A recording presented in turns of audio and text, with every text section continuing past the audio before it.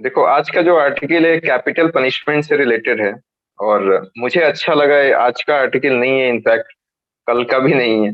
उसके एक दिन पहले का आर्टिकल है, क्योंकि कल वाले आर्टिकल को मैं नहीं पढ़ा रहा हूँ। हो सकता है कि कल वाला जो आर्टिकल आया है वो आज बताऊंगा इवनिंग में।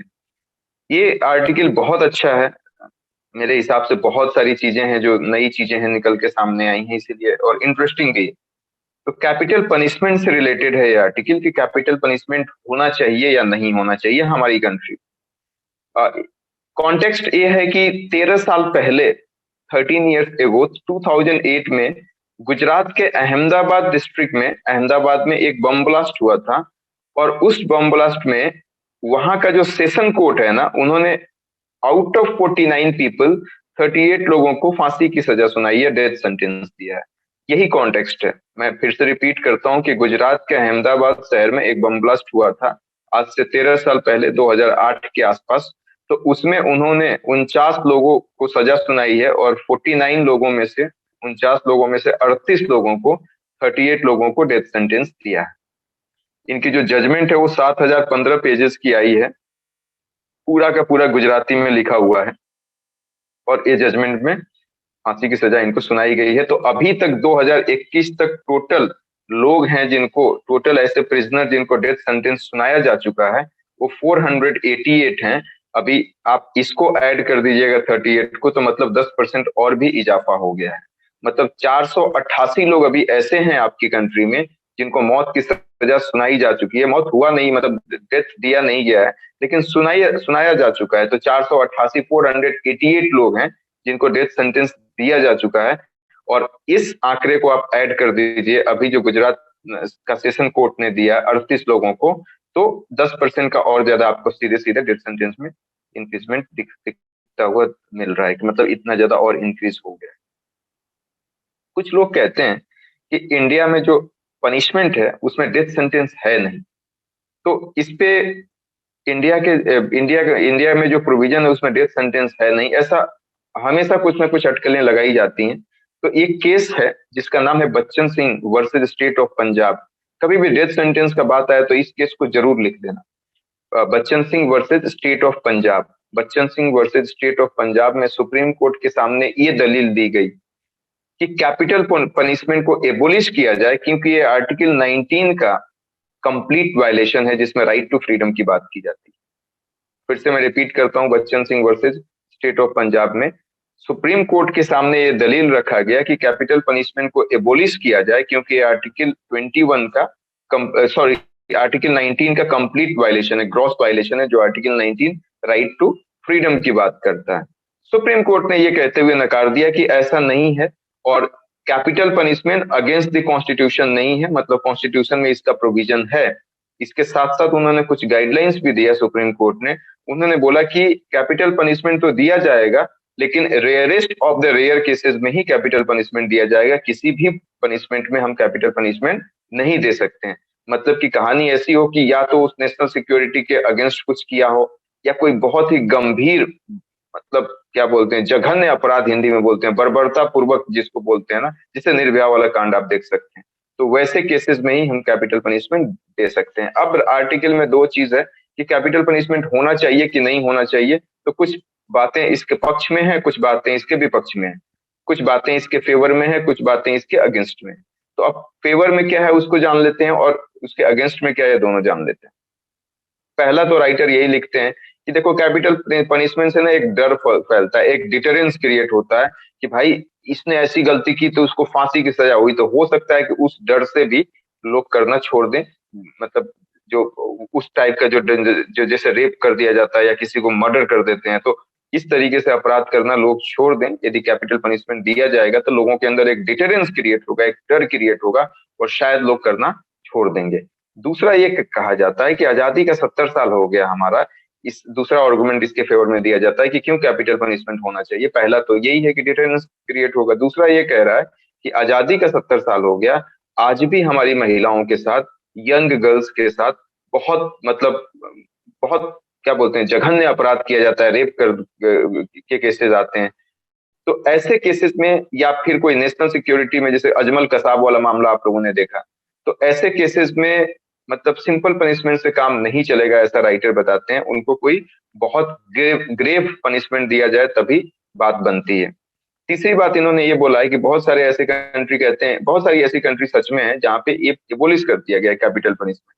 तो इंडिया को भी कैपिटल पनिशमेंट एबोलिश कर देना चाहिए। तो ऐसा राइटर लिखते हैं कि इंडिया की सोसाइटी अलग है, बाकी देशों की सोसाइटी अलग है, वहाँ का कल्चर अलग है, यहाँ का कल्चर अलग है। तो यहाँ पे मतलब कैपिटल पनिशमेंट नहीं, ऐसा नहीं किया जा सकता कि इसको हम खत्म कर दें। इंडिया का मतलब चीजें डिफरेंट है कंपेयरिंग टू अदर कंट्री। इसके बाद एक और,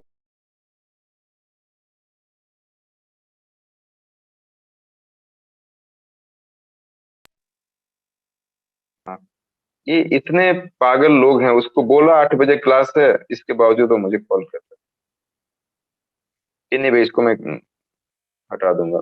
तो ये क्या क्या मैं ये कह रहा था कि यदि मान लीजिए कि किसी ने पनिशमेंट, ये चौथा आर्गुमेंट बता रहा हूँ। तीसरा तो यही बोला है कि बहुत सारे ऐसे देश हैं जिन्होंने एबोलिश कर दिया है, तो इंडिया को भी एबोलिश कर देना चाहिए। लेकिन इंडिया का कल्चर अलग है, इंडिया की सोसाइटी अलग है।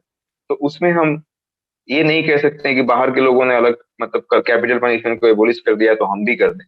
इंडिया में ऐसा नहीं कर सकते। चौथा आर्गुमेंट ये देते हैं कि कभी कभी ऐसा होता है कि समाज का बहुत प्रेशर होता है। मान लीजिए कोई बहुत बहुत भयंकर कोई अपराध कर दिया और उसको अदालत ने छोड़ दिया, तो क्या होता है, ज्यूडिशियरी से भरोसा उठ जाता है। और फिर हो सकता है कि उस समाज में एक अनरेस्ट क्रिएट हो जाए। एक एक सोसाइटी जो हम सोसाइटी को सर्व करने के लिए बनाया है, ज्यूडिशियरी को, एग्जीक्यूटिव को, लेजिस्लेचर को, अब यही लोग यदि सोसाइटी को ही नहीं सर्व करें, सोसाइटी के इंटरेस्ट को ही नहीं सर्व करेंगे तो मतलब नहीं है। तो सोसाइटी का भी बहुत प्रेशर होता है। और सोसाइटी मान लीजिए कुछ छूट जाता है तो सोसाइटी का कॉन्फिडेंस लूज हो जाता है। सोसाइटी वो क्या बोलते हैं, डेमोक्रेसी में बिलीव ही नहीं करती। तो इस वजह से भी जरूरी है। तो अब उसके बाद लास्ट आर्गुमेंट ये दिया जाता है फेवर में कि भाई देखो, यदि फांसी नहीं होती है तो उम्र कैद हो जाती है। उसको उम्र कैद का मतलब कि पूरी उम्र स्टेट बिठा के उसको खिलाएगा, मतलब अब स्टेट उसका एक तरह से केयर टेकर का काम करेगा। तो ये अपराध की ये सजा तो नहीं होती है कि पूरी उम्र उसको बिठा के खिलाते रहो।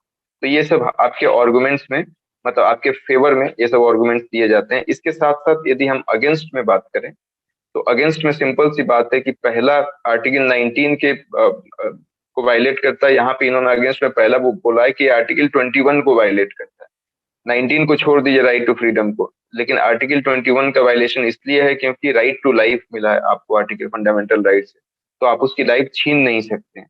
तो ये राइट टू लाइफ के अगेंस्ट में जाता है कैपिटल पनिशमेंट।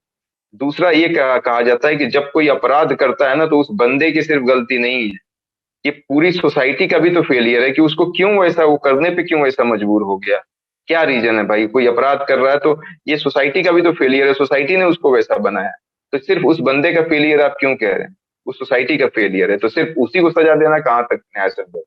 ये दूसरा आर्गुमेंट है। तीसरा इन्होंने ये बोला है कि खाली फांसी देके और स्टेट अपना पल्ला नहीं झाड़ सकता है कि किसी ने क्राइम किया उसको फांसी दे दिया हो गया काम खत्म। अरे भाई, क्राइम को प्रिवेंट करने के लिए दूसरा तरीका भी तो हो सकता है। आप फांसी देके और अपना पल्ला कैसे झाड़ सकते हैं।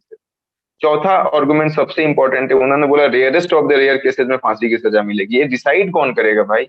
हो सकता है कि मैं जज हूँ, मुझे rarest of the rare cases समझ में आ रहा है, पॉलमी जज है उसको नहीं समझ में आ रहा है, फिर अहमदुल जज है उसको समझ में आ रहा है, फिर सुचिस्मिता जब जज है उसको नहीं समझ में आ रहा है। तो ये डिसाइड कौन करेगा कि ये केसेस, ये particular X case, Y case या Z case rarest of the rare cases में डाला जा सकता है। ये तो जज ही डिसाइड करेंगे ना। तो एक जज को जो लगता है दूसरे को नहीं लगेगा, तीसरे को लगता है चौथे को नहीं लगेगा।